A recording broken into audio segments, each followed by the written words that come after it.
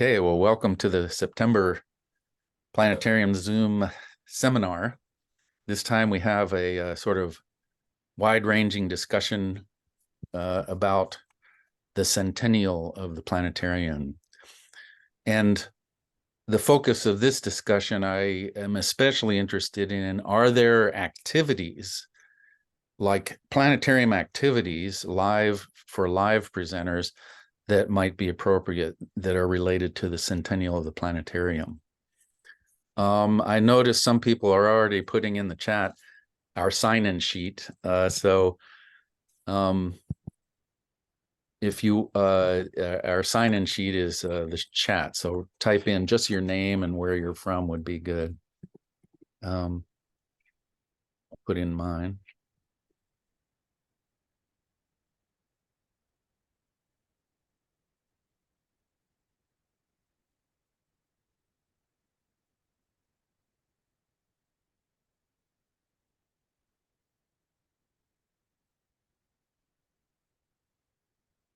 And I was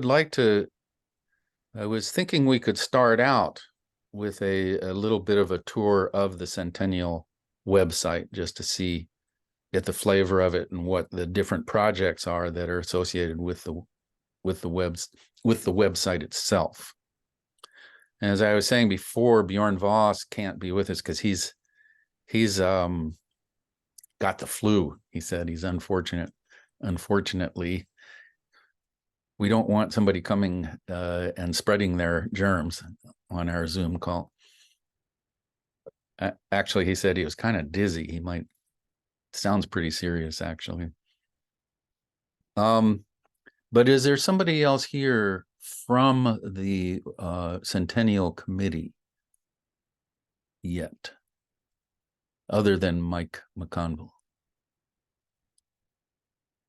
Okay, well, I see a branch, two possibilities here. I can share my screen and navigate around the website, and we can look at it and discuss it. Or Michael, do you want to share your screen and go to the website to talk about it? Or yeah, I'd be happy to do that. Okay, let me. Well, I don't think I need to make you a co-chair to do that, but I will anyway. A co-host. I'll make you a co-host. I think anybody can share their screen though, the way I have the settings set up. Excellent. Okay, I see so it. I know we're sharing screen. That works great. Yeah, so thanks, Alan. This is the official website of the Planetarium Centennial. So for those of you who want to follow along at home, planetarium100.org will take you to this. And this has really been sort of the clearinghouse for all official information Centennial for the last probably about 2 years, and will remain that way throughout the Centennial through May of 2025.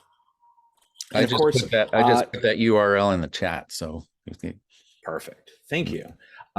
So the theme, of course, for the Centennial, if this is new to you in any way, as the stars are just at the beginning, we are celebrating 100 very, very impressive years of the planetarium and its connection to our community and the technology that makes it possible. But of course, it is a forward-looking centennial as well. And what you've got here, there is a series of drop-down menus at the very, very top of the page. There's a lot in here, and I would recommend just kind of exploring on your own, going through, for example, all of the different projects that are part of the Planetarium Centennial. And then there's a little bit of sort of early information. A good place to start would be the history tab up at the top, for example, that just gives a not so basic overview of the planetarium world. Of course, 1923 is the cutoff point where we have the emergence of the Model 1 Zeiss projector in Jena. And then, of course, by 1925, the opening of the first official planetarium at the Deutsches Museum in Munich, Germany.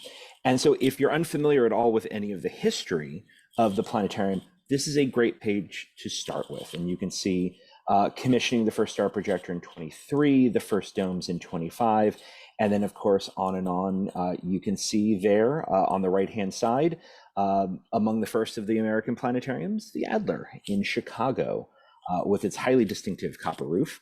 And then, of course, sort of a few of the maybe less well-known aspects of planetarium technology. Planetariums were instrumental in training the NASA astronauts with celestial navigation. And then, as we get into the 1960s and the 1970s, all skies and effects processors. And then by the time we get into the 1980s, of course, we're looking at the emergence of the digital planetariums, onward and onward, as we reach our way to life here in the 2020s. And so this really is, if you have anybody in the community where you'd like to get them up to speed on what planetariums are like and sort of why this is important in celebrating the centennial, history is a great place to begin. But we will walk a little bit more through the website itself. The front page is where we're usually going to be making most of our large announcements. There is an opening ceremony that is the 21st of October. That's next month. It is going to be held both in Jena and in Munich simultaneously. There are a limited number of people who are going over there. Excited that we have a really impressive team between the Zeiss Foundation, between Zeiss Planetariums and GDP, and both of the teams in Jena and Munich to be able to make this possible. But for those of you who cannot attend in person, we will be simulcasting this online and you'll be able to participate. I believe this starts, I've been looking at the calendar quite a bit, but this will start in sort of the late morning, very, very early afternoon for those in North America. So this is a late afternoon, early evening start time for those of us who will be in Germany. And you can click through to the Centennial website on the GDP website, which we've brought up here, and that will allow you to sign up for the simulcast of that. And then again, we would like you all to participate and be able to enjoy that. We have a number of very, very impressive speakers. The keynote, the final speech of the evening, is going to be given by someone that many of you in North America and likely throughout the world are familiar with, Dan Tell, who's visualization manager at the California Academy of Sciences in San Francisco. He's giving a keynote, and I can't wait for it. I haven't heard anything specifically about it, but I know sort of where he's going thematically.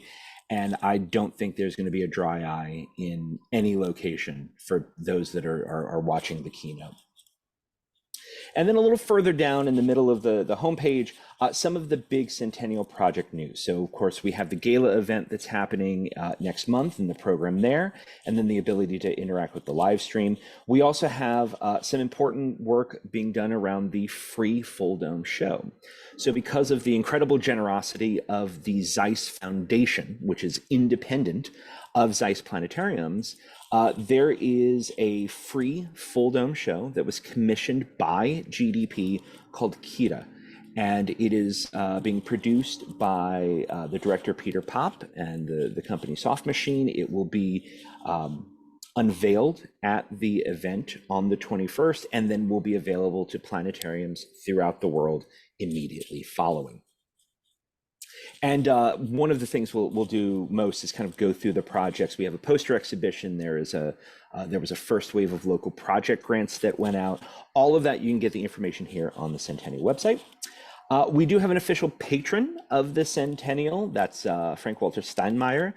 He is the president of Germany, which, for those of you who might be unfamiliar with German politics, is more of a figurehead position, unlike the prime minister's position throughout most of Europe in those parliamentary governments, but was the director of foreign affairs, essentially their secretary of state in years past, and is very, very well known throughout Germany, and is representing the Centennial in the German states as our patron.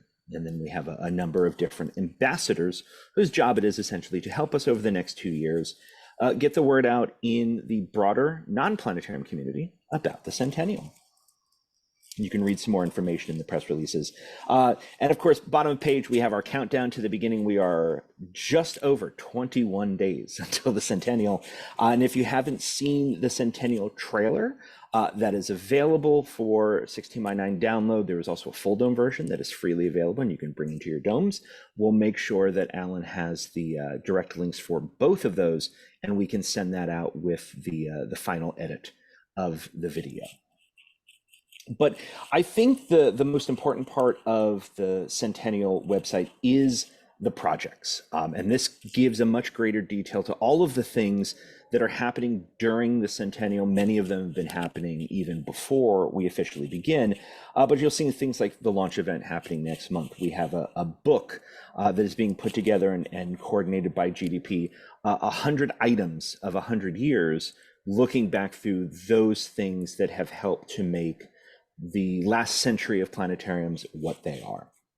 We're also moving to the official day of planetariums. That is May 7th. The first real kickoff is next year on the 99th anniversary of the planetarium, not the projector. And then on the 100th anniversary, May 7th, 2025, is when the official day of the planetariums kicks off. Really excited to sort of make this an annual thing that helps us to celebrate and look forward as a planetarium community. But in terms of projects that have been in the works and that we've been able to do some distribution on, one of the most important of those is the first wave of local projects. And I'd like to absolutely call out two individuals. Alan's already mentioned Bjorn Voss, who's the director of the Hamburg Planetarium in Germany. He is the chair of the Centennial Committee and has been so for several years. His work has been exemplary, and we are very, very much in his debt for all of the coordination that he's done on behalf of IPS and GDP, coordinating across companies and foundations, and just incredible work. But also to Guilherme Maranghello, based out of South America, who we very happily promoted to vice chair earlier this year. And Guilherme has been the primary coordinator for the local projects. And so in total, IPS was able to fund 15 different local projects, and we'll be unveiling a number of those, we'll be celebrating a number of those winners at the opening ceremony. But here on the site, back in May, we were able to make the announcement of several of these, 16 in total. We originally had 15, and there was just one that stood out enough for us to include it. Little small on the screen, of course. I don't know how. It is a responsive website. Very good. We can make things larger. We were able to provide 16 of these to 15 different countries. So this first wave of local projects truly was an international undertaking, and we're very, very excited to see what each of these local projects is going to provide for the community in the next few years. And so there's a fair amount that goes into these, and we're hoping that we get a lot of great content, whether it's workshops or papers or otherwise, from each of these winners over the next few years, and particularly at next year's conference in Jena and Berlin. So those are the local projects. We are actively discussing what it will look like to do a second wave of local projects during the Centennial. So we hope that you stay tuned for that. Open to any and all IPS members when we do so. Additionally, there are some visual projects, things like the poster and full dome shorts contest that we will be able to unveil at the opening ceremonies in just 21 days. If you are interested in, say, bringing some of this Centennial to your dome, one of the great ways that we have found a number of sites around the world have done that is through our poster exhibition. This is a series of posters. It is 100 years of planetariums in 20 poster frames. That is from one end of the planetarium spectrum to the other, an opportunity to share sort of the things that make planetariums possible. So this is history, technology, community outreach. You can download these and print them out. I know Guillermo has done this at his location. I've seen it at Mike Murray's planetarium up at Delta College in Bay City, Michigan in the United States. He's got an entire lobby of these printed out, and they are completely free, available for you to use as you see fit. And really, again, to celebrate, as we've said here, the diverse history of the planetariums, both in technology and in the people. And of course, on this project, one of the biggest, most public aspects of it is the full dome shows. And there are two that are in the works. The first is the Kira show that is funded by the Zeiss Foundation. This is, again, being coordinated by GDP and directed by Peter Pop. You can go here onto the project website and see a synopsis and short description of the show to be presented in October. This will be freely available. There is a second show that is connected to what GDP is called supplementary educational materials. It's 100 years of eternity. It is much more of the history of the planetarium show that some of you may be looking for, as opposed to Kira. This is more of a visionary show that has much less to do, almost nothing to do with the history of the planetarium. This is looking through the synopsis, you'll get a sense for it. The 100 Years of Eternity is being produced by the Bochum Planetarium in Germany and will be available after October 21st in much the same way that Kira will. There is a small cost to it. I believe it's going to be about several hundred US, but that includes the show, all of the marketing materials, and then all of the educational materials that GDP has been coordinating to teach our communities and our audiences about the Centennial. So if you're looking for a small investment that gets you 2 brand new full dome shows during the Centennial, this is a great place to start. And we're incredibly proud of the work that GDP and a number of the German planetariums have been able to produce here prior to the official kickoff of the Centennial. And then some smaller projects that are still in the works that may not affect your planetarium day to day, may not be content that you can show, but I think as a community is very, very important for us to be able to highlight. One of those is the UNESCO campaign that's being coordinated by Max Rosner in Germany, essentially to have the UN identify planetariums as part of intangible and tangible cultural heritages. And so this is being done in Germany, in Japan, and in Brazil. There's a lot of work that goes into it, hence why we don't have this across, all of the countries with planetariums in them. But it is something that we're hoping that later this year we'll get some word on whether there'll be sort of a worldwide understanding and recognition of planetariums as part, an indelible part of the cultural heritage of the world. And so some of us, I think, actually feel that way every single day in what we do, that we are having some sort of lasting global impact. But if the United Nations recognizes that too, all the better. There is a planetarium emoji in the works. Click through that one. I want to go through a few more. There is now a commemorative stamp in Germany. If any of you are able to visit Germany this year for the opening ceremony, or if you should happen to show up next year for that little conference we're having in Berlin, you too can gain access to, I believe it is the equivalent of like a 95-cent stamp in Germany. It is quite beautiful. I have seen that they have not gotten that updated on the website, but it is it's quite striking. And I think really does a good job of getting this sort of planetarium feel across. And then the all of this is going to conclude again in May of 2025. There'll be a closing event. And I think that that closing event simply ends the official centennial celebrations, but kicks off the next 100 years in a really big way. That is where we are going to be seeing the day of the planetariums, officially recognizing that 100th anniversary of the planetarium as we know it today. So there's a lot here. This is IPS supported. It is supported by GDP.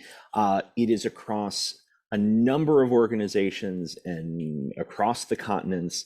But what I hope a lot of these larger, let's say more official events do, is to inspire all of you to participate in the Centennial in a way that feels most appropriate for your own communities. It is a little bit esoteric to talk about, there's 100 years of an instrument, and there's 100 years of a building, and then there's 100 years of everything in between. But I think it's incredibly important as a community that we are able to take some time every once in a while to celebrate the things that make what we do so unique and so fun, and to be able to have others outside of this field share with us the great feelings that come from the impact that I know we all get to make every day in our planetariums. And so, Alan, I'd love to turn it back to you and open up that conversation. And of course, IPS be a resource for all of it. Thanks, Michael. That was a great dive. Not the deepest dive, but a deep enough dive to give us the flavor of it, and into the website. And I just have to say, for you to step in and do an impromptu thing like this, a little presentation, and do it so masterfully and expertly, well, that's why you're president of the IPS. And that's why I was going to say that's why they pay you the big bucks, but I don't know if that's what. I would be remiss if you give me that wonderful feedback and I can say, well, one of the reasons I'm IPS president is because nobody ran against me. Like, gotta bring it down just a notch. Well, they need you to win, Michael, obviously. Stepping up to serve actually is major. So that's highly respected, highly appreciated. We're going to throw it open now to anybody, and you can all unmute. If you have noise in your background, you should stay muted. And if you have anything to say, for sure, you should unmute. And we also like to see the video, of people who are speaking. Actually, it's nice to see the video of everybody anyway, but if you're, with the proviso that if it's something that other people shouldn't be seeing, then absolutely do not show your video. But anyway. Well, I had a quick question for Michael. Can you give us a quick highlight of the educational packet that is going to come with the Kira?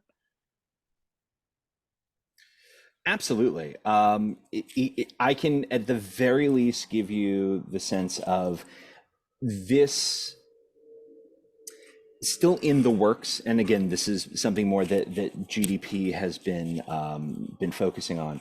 I'm going to not say anything out of sorts because I can bring that up on the website and give you a little bit more information on that.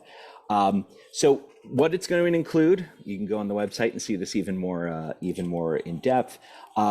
Sort of the what they have is customizable text to announce and explain the anniversary. So sort of how we approach telling audiences and our community about what the Centennial is.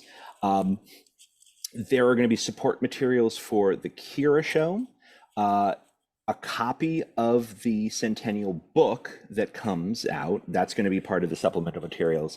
The 25-minute 100 Years of Eternity show, and then sort of this ongoing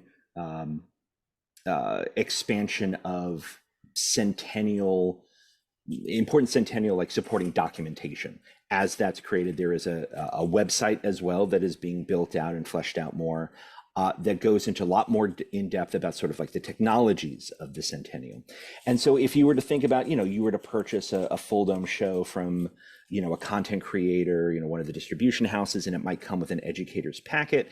This is the expanded version of that. So there's the Kira show, which is free, and then the supplemental package, which includes all of the educational support for Kira, plus a show, plus the sort of press releases and customizable documentation, and a copy of the book, all included for, again, not entirely, I will not be able to say for certain how much it is. It will be several hundred US is what we've heard, but certainly a very, very reasonable price for the additional work that the teams are putting in to make all of this possible. And I'm going to drop that link directly into the chat so all of you can read even further into it. Thanks, Jeff. Great question. Rosemary. Just a couple of questions. I noticed on the website there was something about music in the drawdown, and I also wanted to know about dome casting with respect to the celebration, as to how that happens for various manufacturers' products. Yeah, there's a number of discussions in the works. Perhaps by the end of all of this, that dome casting term that's a bit more precise or even proprietary might be something a little bit more along the lines of a live stream.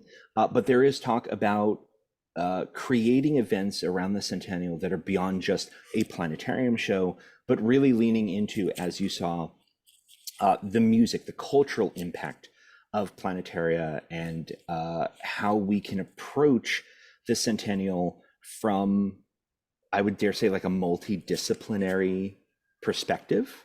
And it is certainly something, not to put the burden on anyone, but it is a wonderful opportunity for those of you who are looking for ways to celebrate the Centennial in your own unique way, is branching out beyond just the standard sort of planetarium fare into things that are more community-based and perhaps more outside of Earth and space science, or the typical ways perhaps that we approach planetarium content.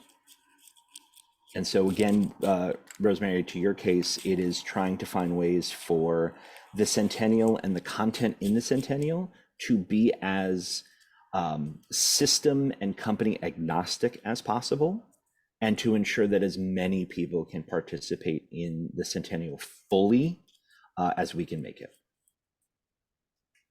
Thank you. You're welcome.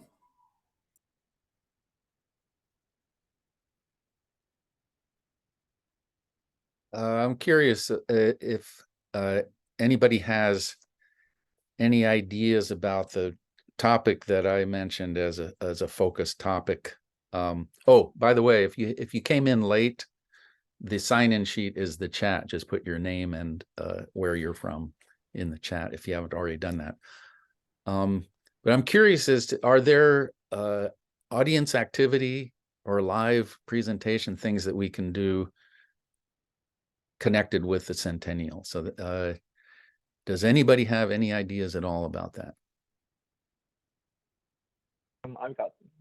I'm happy to share mine. So earlier this year, I chose to connect the Our Very Own Star adaptation to the Centennial, and that's the basic sun tracking activity that I hope everyone's done, where you just have kids like watch the apparent motion of the sun throughout the year.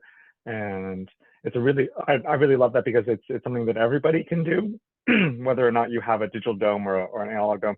That's something that I hope you can do in your dome. It's very easy. It's very, very engaging for the kids, especially the way that Alan does it, which is how I wrote it, I hope. And so the reason I chose the sun is because the tagline is for the Centennials that the stars are just the beginning, right? And so what's beyond the stars at night? Well, the star during the day is how I interpret it as just the next step, right? And again, I'm going for the baseline of whether or not you have a digital dome or not. You can do this sun tracking activity. We used to do it on our our Go to Mercury, Alan, really, really well, very effectively. And it's just something that was a favorite of mine and was a favorite of audiences, I think, and everyone loves just being able to learn something new about something they supposedly see every day. But the planetarium is a unique venue in that it lets you see it in that different way of being able to track it through time. So I chose the sun tracking as my go-to activity for the Centennial. It also connects with the upcoming eclipses in the U.S. if you're a U.S. dome, and I think that's really powerful to be able to synergize and hop onto those bandwagons. And of course, the solar maximum is coming in 2025, and NASA has a whole big year in heliophysics that you can tie into as well. We have media about that, and so I think it's a good synergy to focus on heliophysics and the sun and all those kinds of activities. And one thing that I discovered that was really amazing in terms of full dome digital content, was the Solar Dynamic Observatory mission from NASA. They release all of their stuff in 4K full dome format, basically. And so you can turn your dome into an almost live solarium and just have people awe at the amazing views that you get off that. So if you've never tried that in your dome, please do so. It's just right there. You can download even a single frame and just surround your audience with the sun, which is kind of the whole point of the planetarium. You immerse your audience in this topic. And again, the star's just the beginning, and reminding people that the sun is the star too. I think it's pretty powerful and a really fun activity if you've never tried it. Andy. Yeah, so I did an activity at LIPS, which was talking about information actually off of cigarette cards from 1928. So basically 100 years ago. So very, very simple. There's conveniently 3 stars that are 100 light years away. So you can point those out in your dome. So it's Alkaid, which is the end of the handle of the Big Dipper. Alnair, which is I think Gamma Gemini, which is the lower part below Pollux, I think, on that side. You have to look it up. And there's one in the southern sky too, Alhena, which is in the constellation of Grus, Alpha Grus. So there's 300 light year away stars that you can point out for people. Easy peasy. That's a great idea. That's exactly the kind of thing that I was looking for. Also important for us to note, there will be a mini LIPS. Officially, there will be a mini LIPS prior to IPS next year in Berlin. So for those of you who are able to attend, there will be a full focus on live and interactive presentation.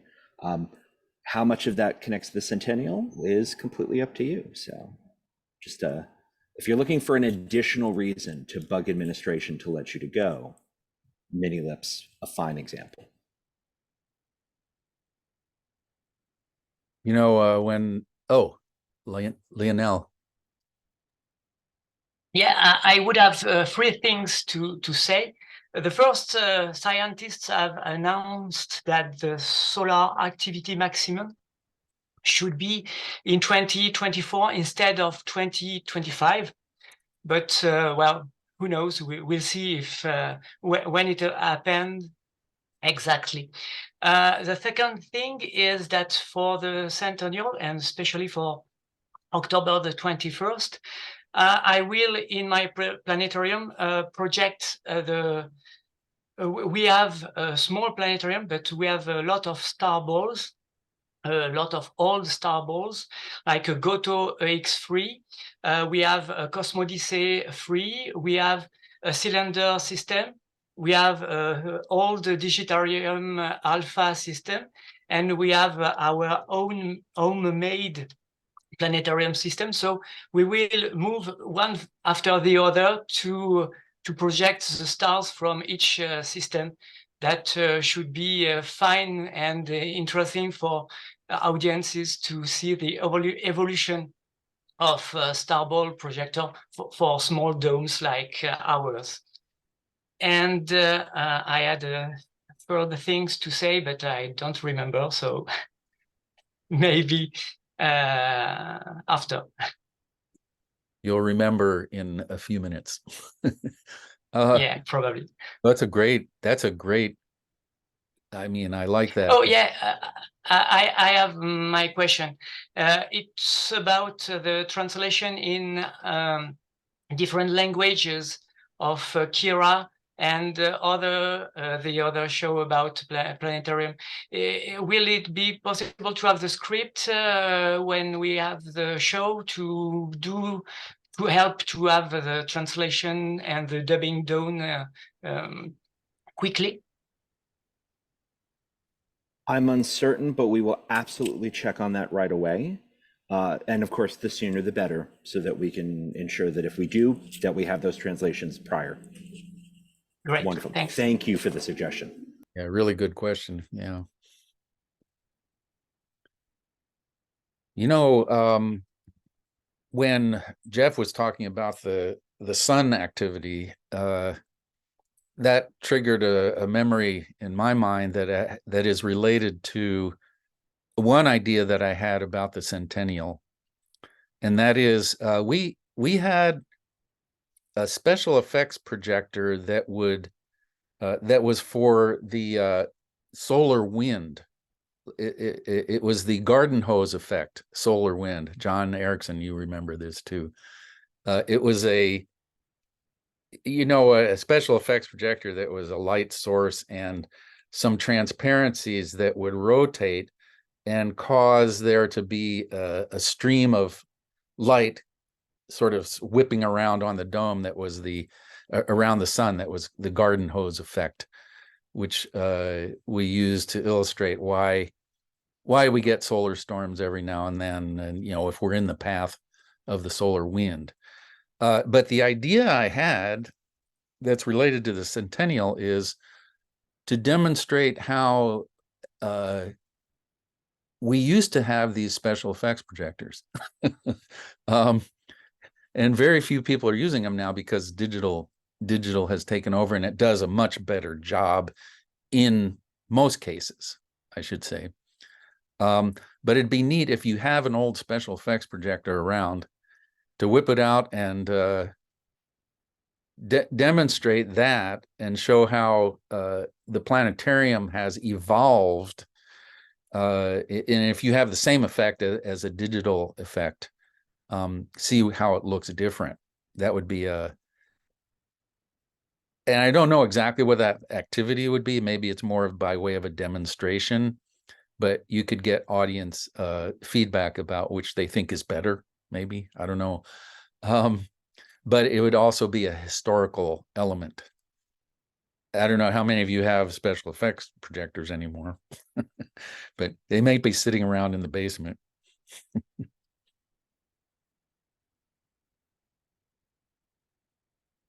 Is it the Flandro one in Arizona? They actually display their old equipment, I think, or at least they used to. Yeah, so whenever they upgraded their equipment, they would take the piece and they would put it out in the lobby as a display piece. Actually, that would go. Patty Seaton, who is the director of the H.B. Owens Planetarium in Lanham, Maryland. They are just undergoing multi-million-dollar upgrade. So they totally stripped her planetarium, which is a 55 meter foot dome, and with all new equipment.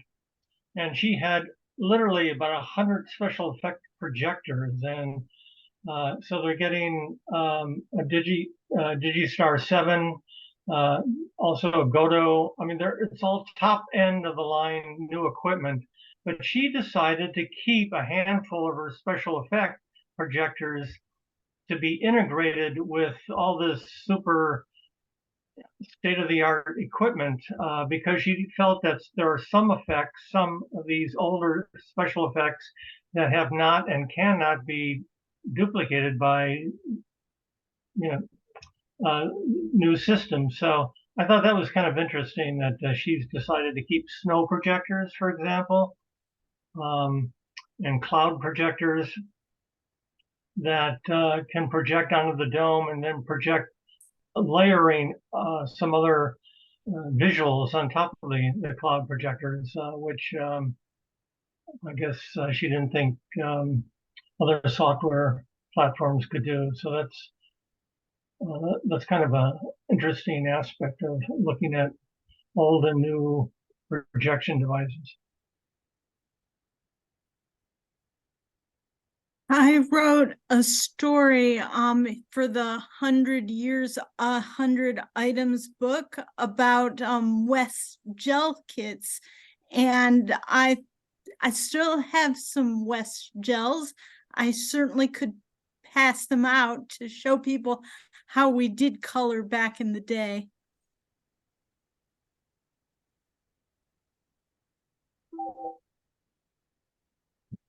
Maybe we have to show a slide projector too. See, let people know what a slide projector. Yes, you're right, of course. Overhead projector. You know, I didn't have a projector, but we still have those the slides. And so at an event recently, I just brought out the slides, and the kids just love them. They took the whole, like, I had them in the sheet protectors, right? And so they just loved holding it up and seeing all the different pictures. It's a different experience, certainly, than just seeing something on a screen. That reminds me of an activity. John Erickson will remember this too. It's more than magnifiers was a teacher guide that we produced at Lawrence Hall of Science, and one of the activities was to make a rudimentary slide projector. Basically, everything was about how to put lenses together to do different things. A telescope, a microscope, and a slide projector was one of them. And with that, we needed slides for the kids to use to project with their crude homemade slide projector. And that was a lot of fun. And we had to, of course, we had to choose slides that we didn't really care about because they might not survive. It's another activity, actually, that would be relevant in a way. That's not a planetarium activity per se. That's more of a classroom activity. Rosemary. Yeah, I'm just curious if you still have those instructions for taking the lenses and making various things with them. You know, yes, they're not readily, I'll have to check to see if there's some of the GEMS guides, the teacher guides, have been put for free on the website, but not very many of them. I think they're still selling the books, but thank you for that question. I will go check and see. I'm pretty sure I have a copy. So, John? I'll check and put the answer in the chat. So Okay, you can thanks. keep facilitating here. But we should definitely, I mean, that's been on my agenda for a while to put some of our old legacy things up on the web for free for people to just take. That would be a good one for planetarium people. I remember that being pretty easy too, Alan. Like you could take any magnifying lens and any slide and almost any light source. Yeah, right? they were just cheap plastic lenses. Yeah, and the image quality was not. Jeremy. Yeah, so I'm curious. maybe Michael could answer this best, but what would you like to see maybe everyone doing for the 100 years? Is there like a specific activity, or should we do like, you could do a general thing, or, you know, I'd love to participate, but I can't just like do everything, obviously. So is there like one or two things, like the planetarium show seems kind of obvious, and that's an easy way for us to do that. But is there like kind of a short list that you'd like to see, or you know, something like that? Oh, you're going to get me into the philosophy of Centennial events. My philosophy, this is not official IPS policy, mind you, but it might as well be. We would prefer that planetariums around the world do what is easiest for them to reach as many people outside the dome as possible, which seems like a cop-out. But really, I think the most important part is the more that people know and the bigger the reach we have into our communities about what the Centennial is, and really getting them involved and invested in the next 100 years of planetariums. However that applies to your dome is, I think, philosophically where I would love to see planetariums go. This is, it's a unique opportunity. None of us will be around for the next Centennial, I don't believe, unless there are incredible advances in modern medicine, and, you know, Howard George is just continuing to truck along for the next Centennial. I just think that anything that we're doing that connects us to our community and allows us to talk about why planetariums are important and to showcase why we are integral parts of that community, those are the events we want to see.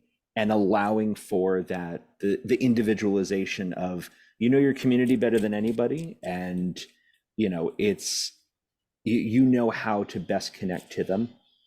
And that, I think, is inspiration to, hey, we've got 100 different planetariums doing 100 different kinds of events that another 100 planetariums might look at and go, I'm inspired. They're very close to me in size or resources or technology. I could do that. I didn't think to, but now I know somebody did it. I can contact them. There's networking inside the community that we start building up on these events as well. And then that's a snowball effect that just keeps us moving forward to where eventually, when it's post-Centennial and we do something special as a worldwide community every May 7th, that we've laid the foundations in these few years so that once the Centennial is done, we can all, from IPS leadership down to the smallest portable with, you know, like an original Star Lab, like they're all important and they're all useful and they're all provide a gateway into understanding the universe better. And if we can keep that momentum and continue to grow when there isn't a Centennial, then that will mark the sort of events we do as being successful, which that's a very long-winded way of saying the bigger the events you can do and the more people you can reach, the better.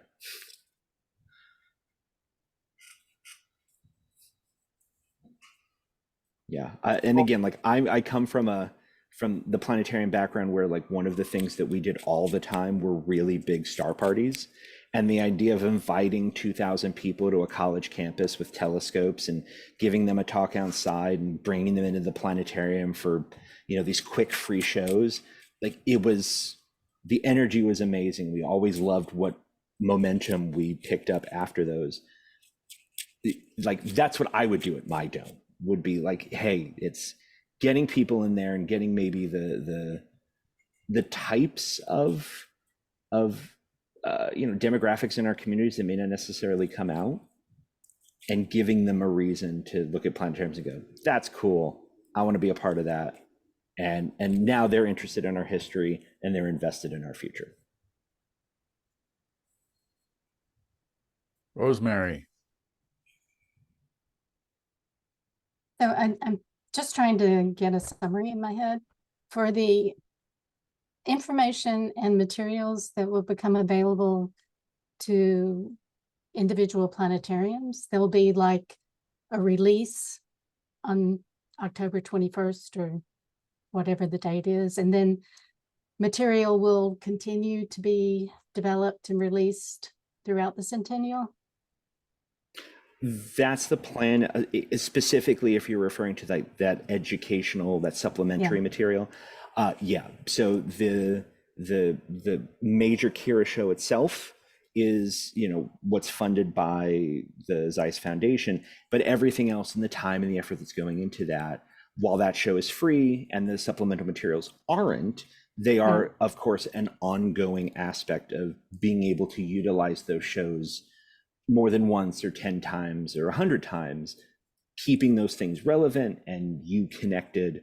But in addition to all the other Centennial things that remain dynamic over the next 2 years, the things get added and there's new opportunities, both for like that internal side, the funding and things of that sort, but also all of the tools and all of the resources. And I think all of the networking, it's where IPS can really be useful to help it so that you can look at this wide array of resources and actually make sense of what's usable for you, rather than it's just dumped on everybody's heads and we hope you can make heads or tails of it, that there is some that we help through the process as well. So that as new things come out, we're there to assist, we're there to make sure that it's useful for you, and that we're taking feedback from the community to help make it better. Okay, thanks. Welcome.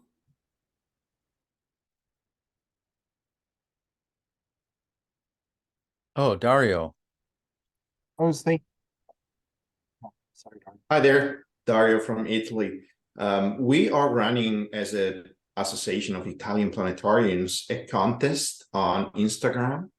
This is something that we're going to start on October 21st. And that's an idea that I shared before with IPS. And because we are facing a huge issue with children, you know, thinking, oh, we're going to a museum. And so planetariums are very often connected to boring experiences. So we want to change that by showing people that are getting out of planetariums with happy faces, smiling and cheering. So by having this contest that will use a specific hashtag, we want to try to share the experience, not from the planetarium people, but from the kids that went to the planetarium. And we hope to achieve, you know, to reach thousands of kids of the same age, so that they can go back with families and schools to the planetarium. So that's something we're working on, as well as preparing some flyers and rollers that will be delivered by the association to all the planetariums to provide a common storytelling of the Centennial. So rather than having each team from each city working on flyers and, you know, posters, we decided to put all efforts together and just have one model that is going to be shipped to all the planetariums. And we're very happy to share the layout, and if any other organization like it can, of course, translate it and use it.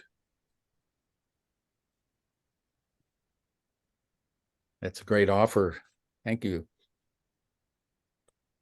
That actually triggered. Actually, one more thing that came out in the Centennial meeting I guess 1 year ago, was the proposal of having the Doodle thing, the image on the Google webpage customized for the planetarium thing. I know Ryan White from San Francisco, because he's based close to the Silicon Valley, had some connections. I'm not sure if that happened. That will be a lot of visibility. That actually, Yeah, we haven't heard, but if it's October 21st and there's a Google Doodle about planetariums, that may be the most shared thing in this community that's ever happened. That would be fantastic. I was just thinking also that social media and TikTok and things like that are the way that younger people are getting news basically these days. And that's where they act. So those would be things to explore. Can we make videos that would or I really like that idea of having children express what their feelings are maybe their video, kids are making videos all over the place now. Jeremy. I was going to say, so there's like a National Comic Book Day here where they give out free comic books and things like that. And I oftentimes say, observatories take in information and planetariums give out information. That's probably our strongest thing, is giving out information. And so I think that's going to be my focus, is like, I'm going to give out information and talk about planetariums in general and, things like that. So it seems like that's the common thread amongst all of this, is get everybody excited about planetariums.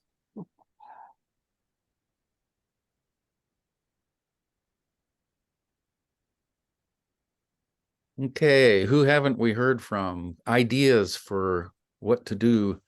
How can your planetarium celebrate, participate? Well, I feel like I should just mention that I really liked the trailer that they produced. It was very good. It's very short. It's something that I could play for every audience while they're basically waiting for me to start the show. So I think it's very, very well done. And it's free.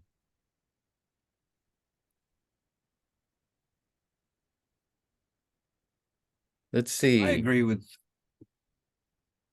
Go ahead. Yeah, Jeff, I totally agree with you on the trailer. It's I can't get enough of that. Is anyone here hosting an event at their institution on Saturday the 21st? I'd love to hear what you have planned and steal your ideas. Kevin, I'm stealing on your behalf. Well, I know that so a lot of people are doing. I've heard a lot of people doing International Observe the Moon nights. That's also the same night as International Observe the Moon night. So a lot of people are doing that. I've tried to convince Andrea Jones to give a shout out, but I think she's focused on other things right now. So that would be a no. Adapt. Oh, thank you, April. And hi, Mike. Good to see you again. And Kevin, can I spill the beans? Go ahead, Kevin. Oh, sure. Okay, sure. Thanks, Howard. Yeah, so out in Springfield, Mass, we're definitely going to have an event.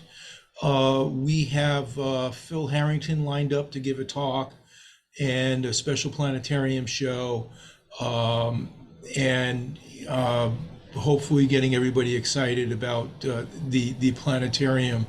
We definitely feel a big part of the history with the machine that we have in our room. I'll be there, and we may live stream the launch event from Germany. Since it's very serendipitous that it's from 12 to 5 p.m. Eastern here in the States, which is most of our hours of operation on a weekend. Yeah. Yeah, actually, it's a little late to be planning events for that day, but a live stream is really easy. It's an easy thing to just pull out and display, along with other activities that are happening at a museum. It wouldn't be that hard to do. Yeah, the events planned. I'm looking for activities per se, and I don't really know the details of the launch event. So I hope those come out in the next 3 weeks. I mean the agenda. What's when? I think there was a rough agenda I remember seeing, but maybe Yeah, not. there is an agenda out. Yes. I believe, if I'm not mistaken, Michael, it starts at 3 o'clock German time. That sounds about right. 3 in the afternoon, and it goes. I'm looking for the link. I'll put it in the chat as soon as I find it. Yeah, I think I have it. 4 to 9 UTC.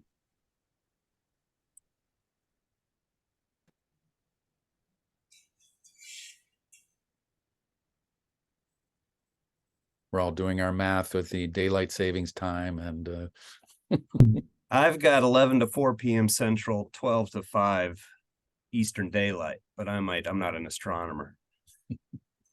And yeah, I see the agenda. I just the launch event. I was just hoping to get more times and details or coordinating activities, but it won't be our first science center event.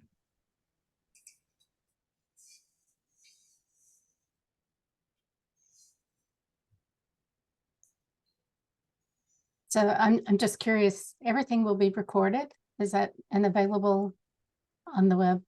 Okay. Yes.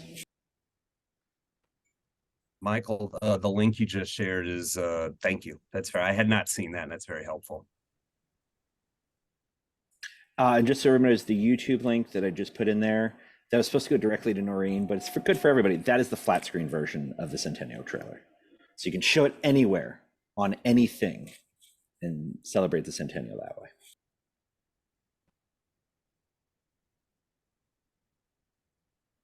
You can even show a flat screen video in the planetarium. But why would you if you have? They have the full dome one. Yeah, they have the full dome version. Yeah, why would you? Yes.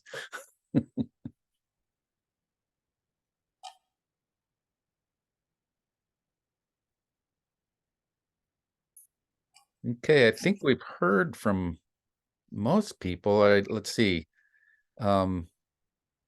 April and Mike and Noreen, Brian, Amy, do you have anything to add? Sorry, I had to step away, so I missed everything up until right now.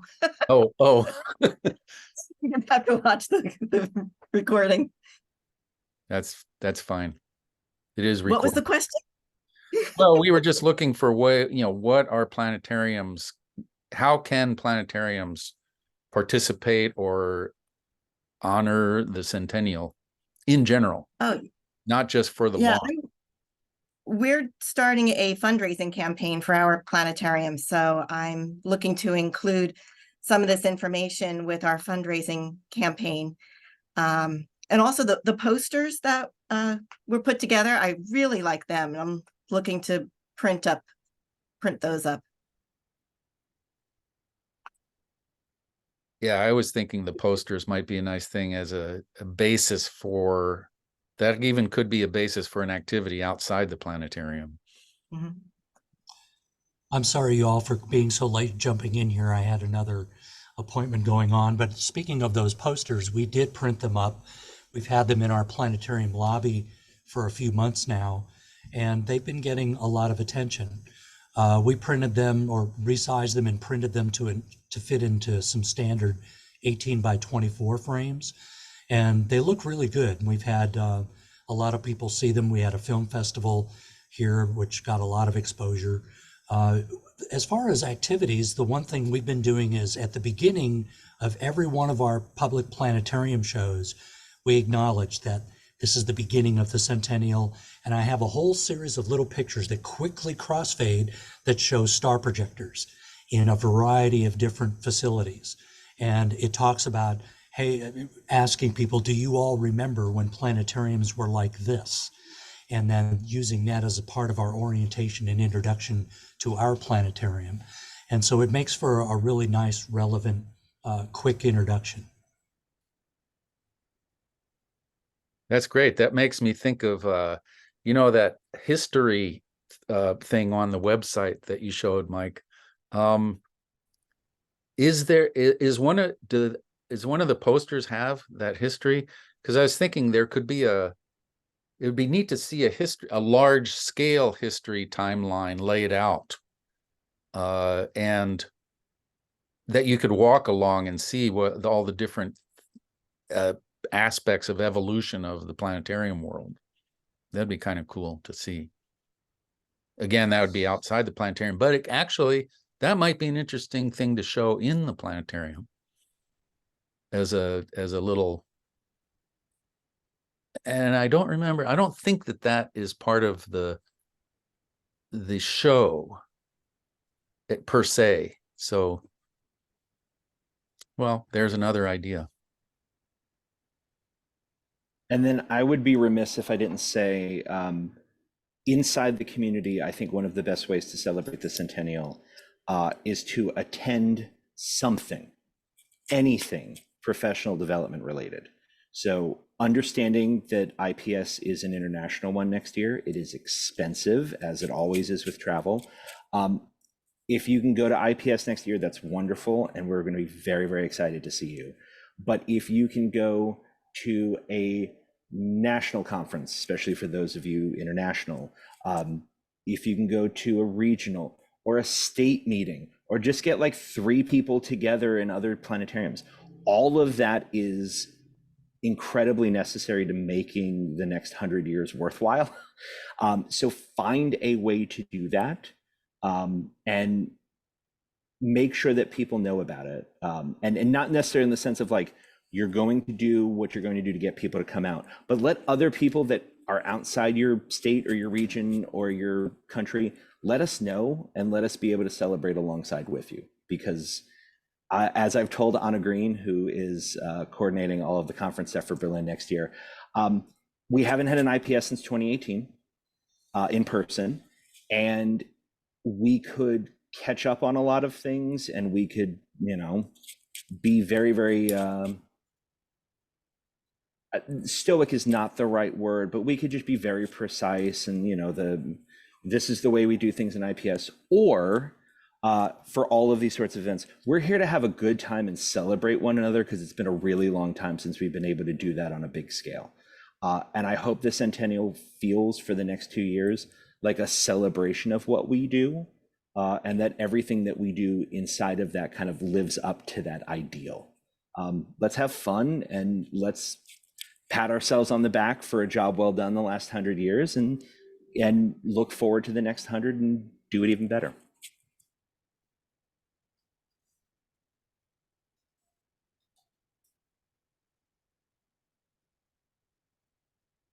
Well, we don't have any set endpoint for these seminars. Don't go any set length of time, but we're probably approaching near the end of what we would do.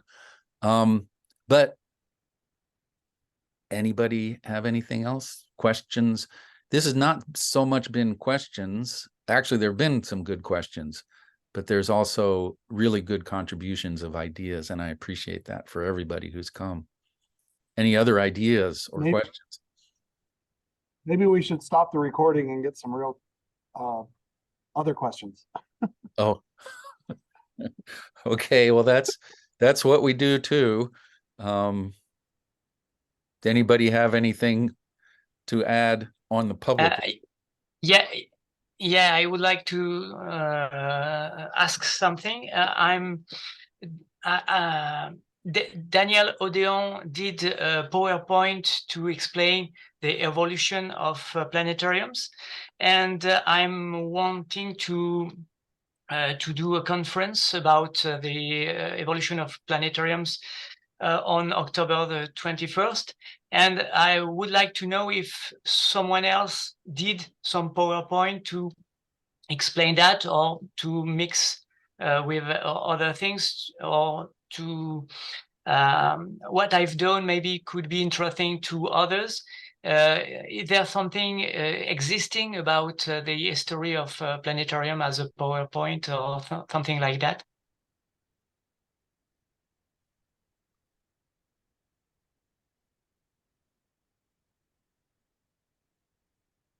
Good question. Maybe not. No response. I guess that's the answer. Good idea, though. Yeah, so as I'll do something, maybe I could share it with any people interested. I ask Daniel if we can manage to mix our PowerPoints to make something great, and maybe other people could add things to the project. I don't know if there's a possibility to build a shared Google shared PowerPoint or something like this that we could build together to make this kind of PowerPoint presentation. I know that IPS has, we have access to a fair amount of storage online. I could also see this as a community resources page on the Centennial website. Maybe there's a larger repository for all things, but then certain aspects, the things that are really incredibly good quality or have been used a lot, to be able to have a place where you could point people to and say, here's resources that have been made. As long as you are okay with sharing them, we can provide the avenues for that to get out. Certainly. Okay. And I mentioned earlier, I've got these cigarette cards from 1928, and I've digitized them and have them online along with the information. It's an interesting snapshot of the type of information that was, out there in 1928, which is 95 years ago, but roughly 100. So I shared that with all the people at LIPS if they wanted to. So just shoot me an email or get a hold of me on Facebook or however, and I'm happy to send you that link. There's some interesting stuff there, including telling people that the dark side of Venus is a frozen planet.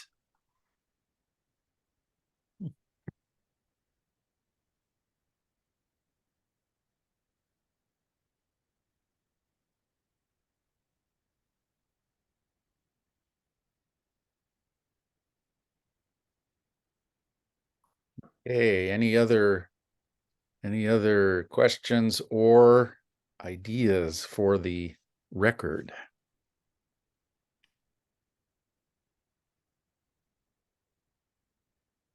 I'm assuming that some of you had already discussed posting things on social media. That was briefly mentioned, but do you have any more specific ideas connected with that? Well, I wanted to put together just maybe a short series leading up, like a countdown to the date of some of the key milestones in the days of the first planetarium, the things that had happened in the first year and a half, for example, because of the time between the first demonstration of the Zeiss projector and the opening date to the public in the Munich Planetarium. So I was just toying with some things to put on our social media pages that would highlight the main events of the first era of the planetarium. That's pretty simple, but just something to raise awareness. That's great. Actually, something you missed probably near the beginning when Michael gave us a little tour of the Centennial website was the history page that had the timeline on it that could have an application in social media. I don't know how, but maybe. Seems like it'd be a useful thing. I think Mike, let me check with our group that's doing communications for us. I think we may have some stuff already prepared, and then we'll just be able to kick that out quickly so that all of you have access to it, but then also the IPS channels like share away, steal it. Like, we've paid for it, it's good. Download it, use it, put it up as much as you want, drive. You're notorious for driving viral planetarium related things. So that was a lucky break. We'll take what we can get. Thank you, though. I appreciate you repeating that for me.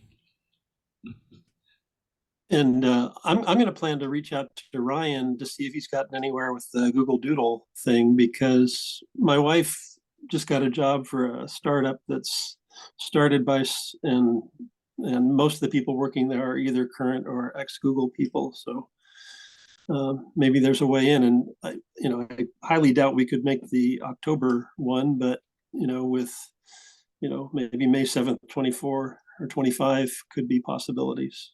So I'll see if he's gotten anywhere on that. Was there a reason why we're not getting access to the free full dome shows until after the presentations in Germany? Nothing nefarious. They are still in production. Okay. But as soon as we get, we've requested in a trailer as soon as possible. As soon as trailers are available, we are getting those out. But they are determined. They are both being premiered on October 21st. So on October 22nd, there will be content to look at and see. And then just as a administrative note, I believe it is GDP that is going to be doing all of the sort of shipping, handling, downloads, stuff of that sort for the two shows. And so if there's any like money that needs to exchange hands, it would be with GDP and through that process. So they'll have more information. We're just ensuring the word gets out and that as many people get to see this as possible. If there's the chance to get a translation kit beforehand, then we should be, it would be nice to have the premiere worldwide of the same film. If we can get even an in production before compositing, whatever, just something to work on. We can translate the script and make the dubbing in time.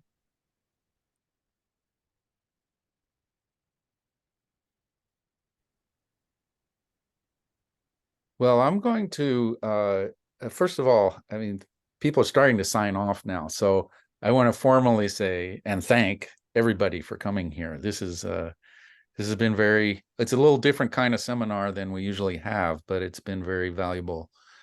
A lot of great ideas and a lot of good information.